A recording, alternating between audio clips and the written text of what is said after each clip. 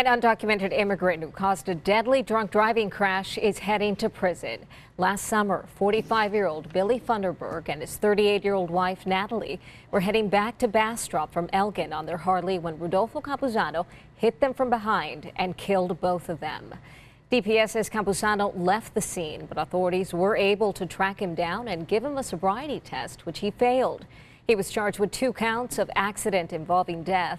Campuzano appeared in court yesterday where he accepted a plea deal for 15 years for each charge to be served concurrently. After his sentence is served, he'll be deported. An investigation is underway into a shocking incident at a nursing home in North Austin, and we do want to warn you what you're about to see is disturbing. You see a woman with what appears to be feces on her right hand. Then her nose is tickled with some type of feather, and as a result, she lifts that hand to scratch her nose. The incident was posted on Snapchat by a nurse's aide at Windsor Nursing and Rehabilitation Center off Duval. Someone who saw it later reported that video to police, and the employee was suspended. The nursing home sent us a statement that said they're cooperating with police to review the matter and that they work to protect the privacy, dignity, and rights of their residents.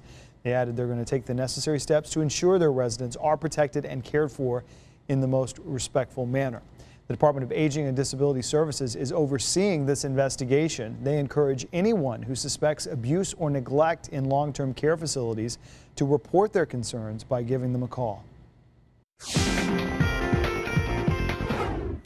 Well, over at the legislature, school choice is back in the Texas Senate. Lawmakers are set to approve a sweeping school voucher plan today that would offer state money to students attending private and religious schools.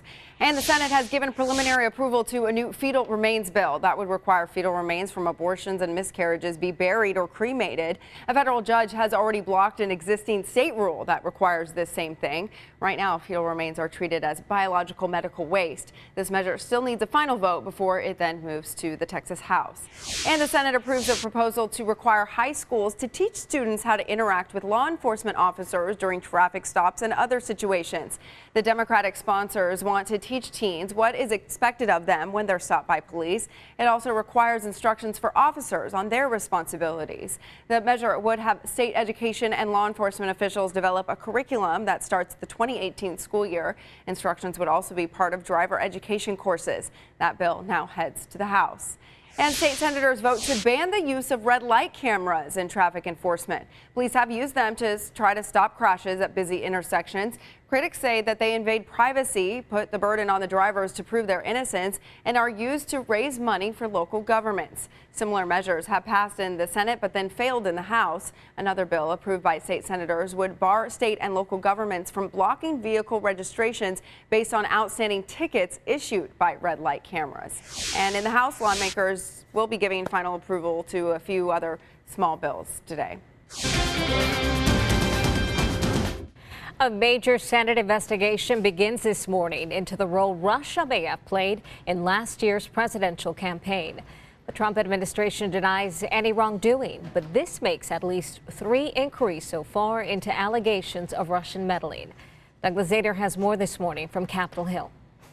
Later today, we will hear from the former director of the National Security Agency, and here in the Senate, at least, there is a bipartisan commitment to get to the bottom of all of this. What did Russia do last year in our election? The top Democrat and top Republican of the Senate Intelligence Committee stood shoulder to shoulder, vowing to work together.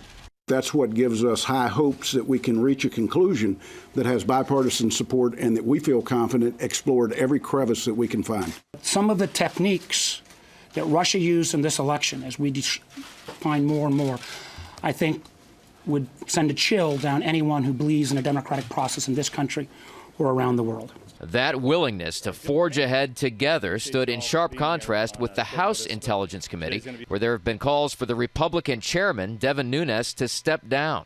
Look, I mean, we're always concerned about this. I mean, we always want to keep the committee bipartisan. But at the end of the day, we're going to do an investigation with or without them. And if they want to participate, that's fine. Democrats say Nunes has gone too far trying to defend the White House, even going there to meet with a source who provided intelligence to help back President Trump's claim that the former administration strategically leaked information. this is a deeply partisan committee on both sides right now. If there's going to be a real report that comes out of Congress on the Russian hacking, which is really where this all starts, it's going to come from the Senate. I don't think anybody disagrees with that. Well, maybe so, but as these investigations churn forward here in Congress, the FBI is in the midst of its own probe. In Washington, Doug Luzader, Fox News. All right, the Senate's awake, and we're going to see plenty of it today. It is going to be an awesome spring day with a lower humidity. We'll get a break from the strong winds, and temperatures pretty close to average. Another nice day tomorrow, and then our luck runs out. As we go into the weekend, here comes another Pacific low to bring back the clouds, rain, and thunderstorms. That full forecast is coming up next.